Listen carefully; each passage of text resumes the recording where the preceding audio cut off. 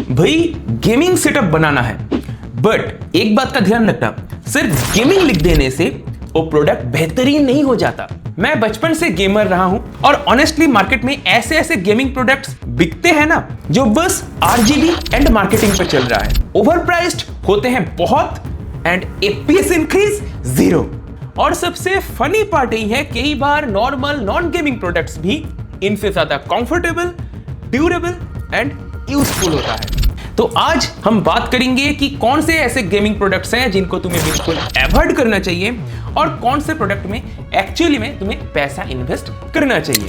सबसे पहले gaming chairs. और हाँ, मैंने खुद गेमिंग चेयर यूज किया है, ऑलमोस्ट 5 साल हो चुके हैं, तो ये इंटरनेट पे देखा हुआ ओपिनियन नहीं है। और सच बोलूं तो ज्यादातर गेमिंग चेयर्स की जो बिल्ड क्वालिटी है वो कुछ खास नहीं होता, चीप लेदर यूज होता है, तुम इनको 4-5 साल से ज्यादा यूज नहीं कर सकते। इसमें जो फोम्स होते हैं वो बहुत सारे केसेस में हार्ड होता है, कुशनिंग उतना अच्छा नहीं होता एंड कुछ टाइम बाद पीलिंग स्टार्ट हो जाती है, जो एग्जैक्ट लुक है वो खत्म हो जाता है। जैसे कि तुम मेरा इस चेयर को ही देखो, ये जस्ट 5 साल पुराना है और हालत देखो इसका, मैंने इसको ज्यादा यूज भी नहीं किया। मतलब इसमें गेमिंग के नाम से 2-3 गुना एक्स्ट्रा पैसा लूट लिया जाता है। और सबसे फनी चीज यही है, गेमिंग चेयर्स का जो ये डिजाइन है ये रेसिंग कार के सीट से इंस्पायर्ड है। अब तुम मुझे बताओ, तुम इस चेयर पे बैठ के GTA 5 खेलने वाले हो, तुम्हारे ऊपर 10G का फोर्स अप्लाई नहीं होने वाला, तुम कोई रेसिंग कार नहीं चला रहे हो, तो लॉन्ग गेमिंग सेशंस के लिए ये रेसिंग स्टाइल शेप उतना प्रैक्टिकल नहीं है। हाँ, देखने में ये काफी कूल लगता है, इंस्टाग्राम फ्रेंडली तो डेफिनेटली है, बट लॉन्ग गेमिंग सेशंस में लॉन्ग टर्म कंफर्ट की बात करें तो ऑफिस एर्गोनॉमिक चेयर्स यूजुअली काफी बेटर होती हैं। और रीजन भी सिंपल है, ऑफिस चेयर्स के ऊपर सालों से इनोवेशंस हो रही हैं, गेमर्स तो कहीं बाद में जाके आए हैं, ऑफिस वर्कर्स तो कितने सालों से एग्जिस्ट करते हैं और वो 8-10 घंटे बैठ के इजीली एक चेयर पे काम करते हैं। तो सोचो उसमें किस लेवल की इनोवेशन हुई होगी। इसीलिए अगर तुम एक प्रॉपर ऑफिस चेयर लो, या फिर इसको एर्गोनॉमिक चेयर भी कहते हैं, अगर ऐसा कुछ लेते हो तो तुम्हें इसमें प्रॉपर बैक सपोर्ट मिलता है, बेटर वेंटिलेशन मिलता है, प्रॉपर पोस्चर सपोर्ट मिलता है एंड लॉन्ग टर्म कंफर्ट मिलता है, जो सबसे ज्यादा इंपॉर्टेंट है। और बेस्ट पार्ट, एक अच्छा एर्गोनॉमिक चेयर लगभग तुम्हें 7 से 8 हजार का पड़ेगा। मैं खुद भी एक एर्गोनॉमिक चेयर यूज करता हूं, अगर तुम्हें जानना है कौन सा है तो वीडियो के डिस्क्रिप्शन में लिंक है, तुम जाके चेक कर सकते हो। भाई वेट, अब जिस चीज पे गेमर सबसे ज्यादा पैसा वेस्ट करते हैं वो है cheap RGB gaming keyboard mouse combo. सच बताना, कभी ना कभी तुमने 999 वाला जो कीबोर्ड माउस कॉम्बो होता है वो देखा होगा या फिर कभी खरीद भी लिया होगा। बॉक्स में लिखा हुआ होता है 3200 DPI, mechanical feel, 7 colour RGB, पता नहीं क्या क्या फलाना ढिमकाना कुछ भी लिख देते हैं मार्केटिंग के नाम पे। उस मोमेंट पे लगेगा भाई क्या डील मिला है, लेकिन रियलिटी क्या है, कीबोर्ड का फील ऐसा होता है जैसे बिस्किट का पैकेट तुम दबा रहे हो। मैकेनिकल फील लिखा तो हुआ रहता है बट वो कीबोर्ड कंप्लीटली मेम्ब्रेन है। और सबसे बड़ा issue, in cheap membrane keyboards की एक्चुएशन पॉइंट बहुत ज्यादा डीप होता है। इसका मतलब तुम्हें की कैप को, की को बहुत ज्यादा दबाना पड़ता है, तब जाके वो की रजिस्टर होता है। तो ऐसे कीबोर्ड्स के साथ गेमिंग में फास्ट रिस्पॉन्स नहीं मिलने वाला, जस्ट तुम हारते रहोगे और मूड खराब होता रहेगा। ये मैकेनिकल फील टोटली मार्केटिंग है, ना ही इस पे प्रॉपर कंफर्ट मिलता है, ना ही मिलता है लॉन्ग टर्म रिलायबिलिटी। मेरा ये कॉर्शियर का कीबोर्ड ही देख लो ना, ये कोई सस्ता वस्ता कीबोर्ड नहीं है, ये लगभग 3500 का लिया था मैंने। ये एक मेम्ब्रेन कीबोर्ड है, लगभग 6 साल यूज कर रहा हूं, इसकी की कैप्स 2 बार जैम हो चुकी हैं। इसीलिए भाई अगर बजट अलाउ करता है तो मैकेनिकल कीबोर्ड्स लो। आजकल मैकेनिकल कीबोर्ड्स काफी सस्ते हो चुके हैं, 2500 से 3000 के अंदर तुम्हें काफी अच्छे कीबोर्ड्स ऑप्शन मिल जाएगा। वीडियो के डिस्क्रिप्शन में कुछ लिंक्स है, तुम जाके चेक कर सकते हो। अगर तुमने एक बार मैकेनिकल कीबोर्ड यूज कर लिया तो फिर से कभी भी तुम मेम्ब्रेन में स्विच नहीं करोगे। और बेस्ट पार्ट, इनमें डिफरेंट तरह के स्विचेस मिल जाती हैं, कुछ टैक्टाइल होता है, कुछ स्मूथ होता है और कुछ बिल्कुल साइलेंट होता है। इसमें तुम्हें सब मिल जाएगा। और अगर एक स्विच खराब भी हो गया इन केस तो तुम्हें पूरे कीबोर्ड को फेंकने की जरूरत नहीं पड़ेगा, जस्ट उस स्विच को रिप्लेस कर लो और बस काम हो गया। अब अगर और प्रीमियम जाना चाहते हो तो hall effect keyboard next level चीज है। नॉर्मल मैकेनिकल कीबोर्ड में एक फिक्स्ड एक्चुएशन पॉइंट होता है, उतना तक तुम्हें की को दबाना पड़ेगा तब वो की रजिस्टर होगा। लेकिन हॉल इफेक्ट में तुम सॉफ्टवेयर से एक्चुएशन सेट कर सकते हो, हल्का सा भी टच करने से भी की रजिस्टर हो जाएगा। और ई स्पोर्ट्स गेम्स में इनका जेन्युइनली एडवांटेज मिलता है और इसी वजह से कुछ कॉम्पिटिटिव गेम्स में रैपिड ट्रिगर फीचर को लेके कंट्रोवर्सी भी हुई थी। ये थोड़े महंगे आते हैं, वीडियो का डिस्क्रिप्शन में लिंक है, तुम जाके चेक कर सकते हो।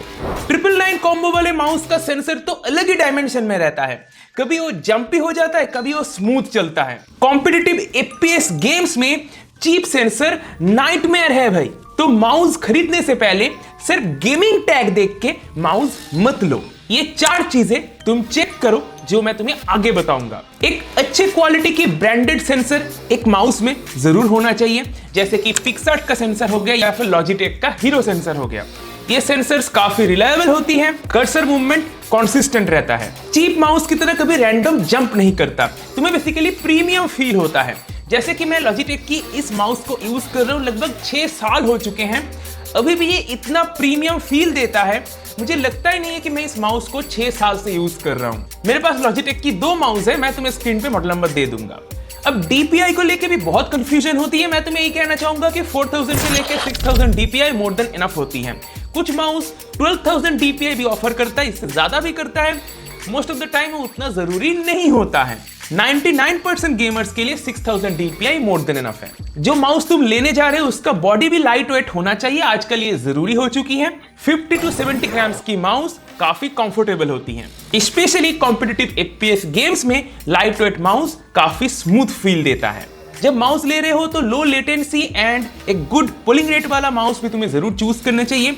1000 हर्ट्ज आज की डेट में स्वीट स्पॉट है। अब पुलिंग रेट का मतलब क्या है?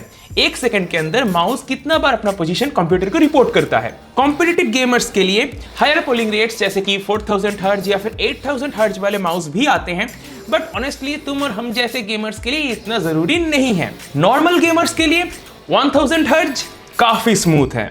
और हाँ, आजकल वायरलेस माउस भी काफी इंप्रूव हो चुकी है। तो कॉम्पिटिटिव FPS गेम्स के अंदर पहले रिकमेंड किया जाता था कि वायर्ड माउस लो, बट आज की डेट में वायरलेस माउस इस लेवल तक इंप्रूव कर चुका है कि कॉम्पिटिटिव FPS गेम्स में भी कोई लेटेंसी वगैरह फील नहीं होता। उल्टा इसमें तुम्हें एडवांटेज मिलता है, इसमें कोई वायर नहीं होता।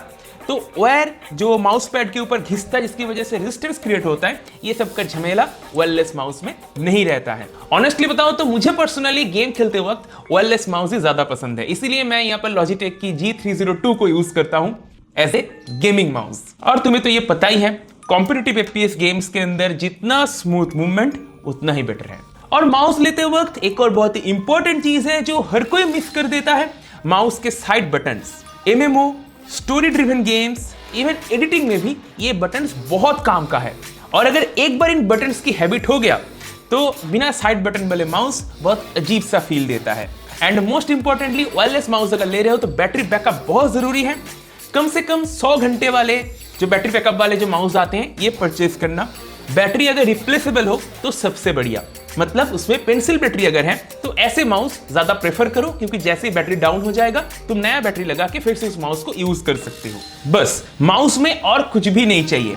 RGB के चक्कर में माउस परचेज मत करो, स्पेशली वायरलेस माउस। अगर RGB यूज करोगे तो बैटरी तेजी से ड्रेन होगा। एंड ट्रस्ट मी, एक अच्छा कीबोर्ड एंड माउस तुम डेली फील करोगे। एंड मोस्ट इंपॉर्टेंटली, माउस अच्छा है, कीबोर्ड अच्छा है, ठीक है, बट इसके ऊपर जो चीज जरूरी है वो एक अच्छा माउस पैड। मेरा जो फेवरेट माउस पैड है इसका लिंक वीडियो के डिस्क्रिप्शन में है, तुम जाके चेक कर सकते हो।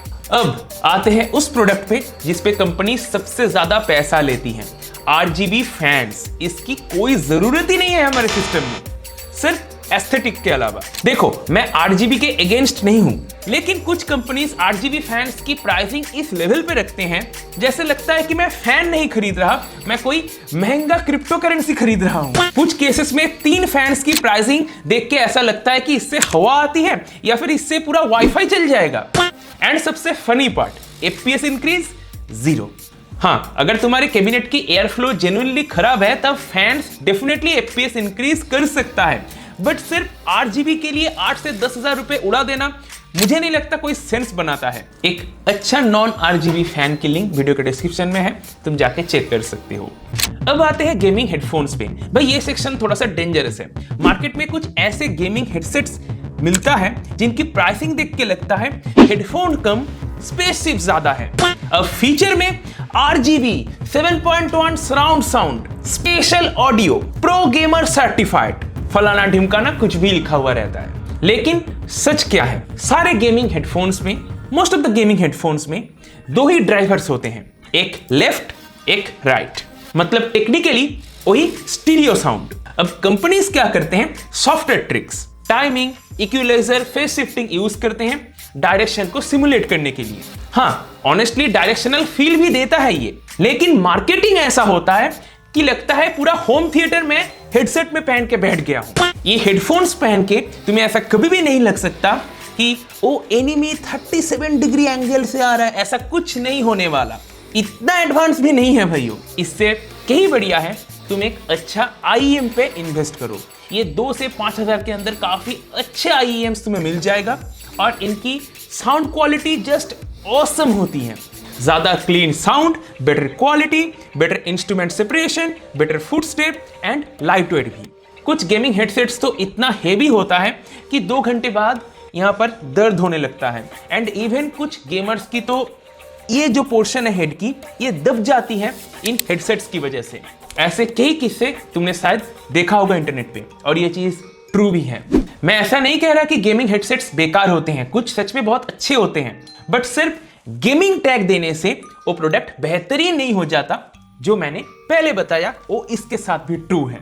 तो हेडफोन्स लेते वक्त comfort, sound quality, mic quality and weight, ये सब ज्यादा जरूरी है compare to RGB and 9D spatial audio.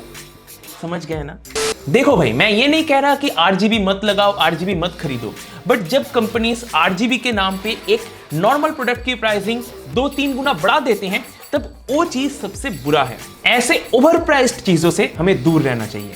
Next time कोई प्रोडक्ट खरीदने से पहले अगर उसमें देखो लिखा हुआ है अल्ट्रा प्रो मैक्स गेमिंग, तो थोड़ा सा रिसर्च करना जरूरी है। बस अब कमेंट करके बताओ, गेमिंग के नाम पे तुमने कौन सा ऐसा प्रोडक्ट लिया था जो बिल्कुल कचरा निकला। अभी के लिए इतना ही। मुझे उम्मीद है वीडियो का पसंद आया होगा, रिलेटेबल लगा होगा। अगर वीडियो पसंद आया तो लाइक करो, अपने दोस्तों के साथ शेयर करो। अगर चैनल को सब्सक्राइब नहीं किया तो सब्सक्राइब भी कर लो। मैं ऐसे ही गेमिंग और टेक कंटेंट लेके आता रहता हूं। यहाँ पर सिर्फ काम की बातें होती हैं, कोई हाइप की बातें नहीं होती। अभी के लिए इतना ही। Bye bye.